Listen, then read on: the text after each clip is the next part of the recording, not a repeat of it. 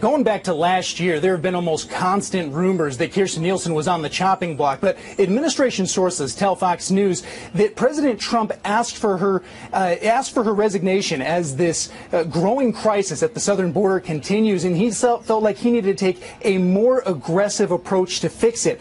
Now, the president, he wants the toughest cop around on border security, and he did not feel like Nielsen fit that bill. Back in November even, President Trump told Chris Wallace he wished Nielsen was tougher when it came to border security. Now, we saw the first step of this new effort by the White House last week when it pulled down the nomination of Ron Vitiello to head ICE, and the president said he wanted to go in a tougher direction. What's not clear is how much more of an impact Nielsen's replacement can make given the divide on Capitol Hill and Congress's inability thus far to address the crisis. Nielsen even alluded to that in her resignation letter, saying, "I hope that the next secretary will have the support of Congress and the courts in fixing the laws which have impeded our ability to fully secure America's borders and which have contributed to discord in our nation's discourse. Our country, the men and women of DHS deserve to have all the tools and resources they need to execute the mission entrusted to them." Now, Nielsen initially said her resignation was effective immediately. She later said that she plans to stay on until Wednesday to help make it for a little bit smoother of a transition, Bill. Why does the White House say things could be better or different, I should say, under different leadership?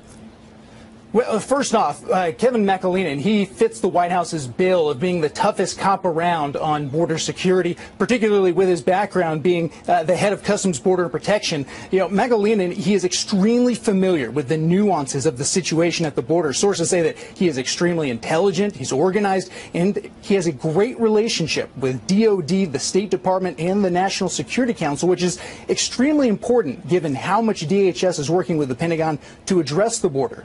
This morning on Fox and Friends, Mark Morgan, who was the Border Patrol chief under President Obama and worked with McAleenan, said that he is the man for the job. And what I'll say about Kevin is he's an extremely intelligent guy. I used to joke around he's lost more IQ points than I'll ever have. And what he brings that's unique is over a decade of specific border security experience. And he's very skilled at kind of managing D.C. politics on both sides of the aisle. So it's a good fit. What's not clear at this point is how long McAleenan will serve in that acting role as the head of DHS, or if he will be nominated to become the permanent replacement. But given the president's current cabinet and the number of vacancies and the number of acting secretaries he currently has, if that's an indication, he could be there for a while, Bill. As you might have heard, Dhs Nielsen is out as Homeland Security Secretary. President Trump doubles down on his crackdown at the border. U.S. Customs and Border Protection Commissioner Kevin McAleenan will become the acting DHS secretary. Now, this comes as the president is reportedly planning a massive overhaul to fix the crisis. He tweeted, "More apprehensions, captures at the southern border than in many years. Border Patrol, amazing. Country is full. System has been broken for many years. Democrats in Congress must agree to fix loopholes. No open borders, crimes and drugs. Will close southern border if necessary." Democrats are seizing on the news and criticizing Nielsen for her time as secretary. Watch this. For the rest of her life, people will look at her and think, oh, that's the woman who put children in cages. That's the woman who broke up families across the border. And you know what? They'll be right. She has been a disgrace as Secretary of Homeland Security, and she leaves behind a legacy of separating families, caging children. You almost have to feel sorry for Nielsen. I don't feel sorry for her, but almost, because, you know, she is willing to violate the dictates of humanity, morality, and ethics, but she's not actually willing to break the law. Dhs Nielsen will be known for implementing a cruel policy of forcibly separating parents and children. But White House Deputy Press Secretary Hogan Gidley says this just proves that Democrats' priorities are not on protecting the homeland. I do find it kind of interesting that the media is so focused on what happened behind the scenes with the resignation of Secretary Nielsen instead of worrying about what's actually happening at the border. And we have a crisis down there, an emergency, and the media refuses to focus on that, but instead wants to talk about palace intrigue. And acting White House Chief of Staff Mick Mulvaney also doubling down on the criticism of Democrats' handling of immigration. In fact, and I know it's hard to imagine, but again, Nancy Pelosi runs the Democrats in Congress. Mexico has done more in the last week to help our illegal immigration crisis than Nancy Pelosi and Democrats in the House. So that's been a pretty good week.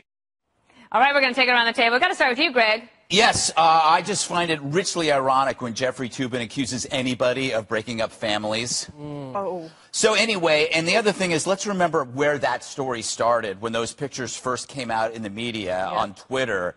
Those were pictures that were from the time when President Obama was president. So this was a problem that was the splitting up of families that was shared by both families. This is the first time in probably recent history that we have a non-politician trying to solve a problem that was shared by both parties. We can agree that this is this is the responsibility of Democrats and Republicans. Okay, you got to look at Trump as a general manager of a sports team. The situations are not dictated by the players, right? The players are dictated by the situation. So when the situation requires a fix, he replaces people to affect the situation. So it's like baseball. If the current lineup isn't working, you say you bench the guy, or you get rid of the guy, you trade the guy for somebody else. That's all he does, and he sees if it works. And again, and I've said this before, the person who takes the long-term solution will never be treated sympathetically. Long-term solutions always seem harsh in the short term. You know, the media are the children who want ice cream for breakfast, right? Trump is the parent saying, no, you know what? To be a healthy adult, you're going to have to eat like this. So eat your greens. Eat your greens.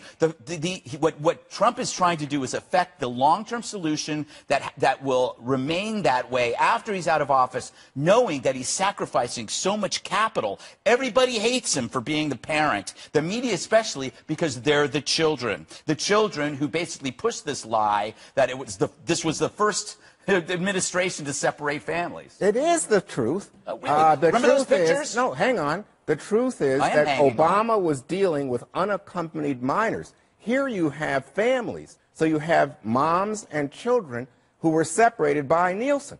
And yes, the second and point, why? Again, I think that it's not only is it Explain illegal, why. it's unethical and immoral. So but what do you I think do? So you that's put them why. in the same like I'm just saying compound what you said with wasn't strangers. True. It's just not true what you said. But I'm going to say so something it was else. working perfectly. It wasn't working. We have a different kind of issue now with so many families and children with those families. Why? Why? Because, and again, I just want to say, does all that he's done make you feel safer? Getting rid of Nielsen, getting rid of the Secret Service. It seems to me this is so dangerous in terms of our national security. We saw today from the brain room, this guy has more cabinet positions gone than everybody going way back. I mean, it's unbelievable. Sticking on immigration, Katie, your thoughts, of course. Kirstjen Nielsen, I think, in some ways was in an impossible situation, right? She's confined by the law. Right. The president doesn't like the law. A lot of people don't like the law, but Congress won't fix the law. Yeah. And so she wasn't able to be tougher in the way that he wanted. So as Greg said, maybe you change the player. This has been a long time coming. This was not some rash decision that President Trump made. Kirstjen Nielsen has been on the rocks for a long time with President Trump. She's been able to solidify her position for a couple of months, but this is something that was inevitably going to come. It's very difficult for any Department of Homeland Security secretary to do anything more than they're doing now with this influx of people due to the way that the system is set up with the catch and release. Now, there is hope with McAleenan because he does have a good relationship with people on Capitol Hill. He worked for Barack Obama and was on the front lines of this crisis when it started in 2014. And as Greg said, the photos that everybody was saying belonged to the Obama administration about the children being in cages, those were from 2014, and we at Town Hall and at Breitbart were some of the only reporters in the entire media who were actually publishing those photos and warning about the crisis that was coming. So McAleenan has seen this from the beginning. He knows what needs to be done, and hopefully he can work with committees like the Senate Judiciary Committee, where the attorneys there working on immigration know what needs to be fixed so they can actually come up with something to change this. And one more thing, you know, all these Democrats are talking about how horrible Kirstjen Nielsen was, that she was a terrible person for separating parents and children. Well, if you break the law in America and go to prison, you get separated from your family, first of all. Second of all, what is their solution? They're name-calling a whole lot, but they're not putting any legislation on the table to actually solve the problem, which sets up a talking point for them for years to come, in 10, 20 years, when you're saying all these children were brought here by their parents illegally, should we have a Dreamer program from them as well? It's a whole nother system that they're setting up in political capital that they are gauging off of right now. Jesse, in the time we have remaining, I'll give you the floor. Think about it for a second. You have America, the greatest country on the face of the earth, that can't stop foreigners from coming here and staying here because of dumb laws and dumber politicians. We're erasing our own borders ourselves. If you think about it, person in Central America, grab a kid, your kid, any kid, doesn't matter, hop on a caravan, come up north, set one foot in Texas, and we can't do anything about it. Your kid, whoever it is that you're bringing there, they're a dreamer, their kid, they're going to be a citizen. You yourself, you go to California, you're going to get welfare, you're going to get a driver's license, you're going to get health care. You commit a felony, no one's even going to deport you. You can do whatever you want. So the Democrats, they want this situation to be status quo. They don't care about families being separated. If they did, they'd do something to fix it. Pelosi had an opportunity herself when she cut the deal with Trump last month. Did she offer an asylum fix, a detention fix? She offered literally nothing except a few more beds. So when the Democrats talk, don't listen to them. I don't even hear what they're saying. Look what they're doing, and they're absolutely doing nothing. Well, and then they tried to cut the beds. Remember, they tried to cut the number of beds that ICE was allowed to have? Well, you know what? You take a look at what the Republicans, what Trump's doing. It seems to me that whenever Trump runs into a complex situation, he has a simple solution, and he decides that he wants to go beyond the law. And that's what happened with Kirstjen Nielsen. She went in there yesterday afternoon at 5 o'clock. She didn't intend to resign. And he's telling her, stop this. Just stop people from applying for asylum. Kick people out. Get rid of the judges. Get rid of the judges. Again, Juan has no solution. All he does is pot shots. No, I have solutions. We've gone over them last week. Greg asked you what they were. You had nothing to say. Last week I told you when I said... Well, your party has no solution. That's not true. Everybody agrees we need more detention facilities, more judges. We need more... All right, you guys, I don't want the producer yelling at me anymore because of you. All right.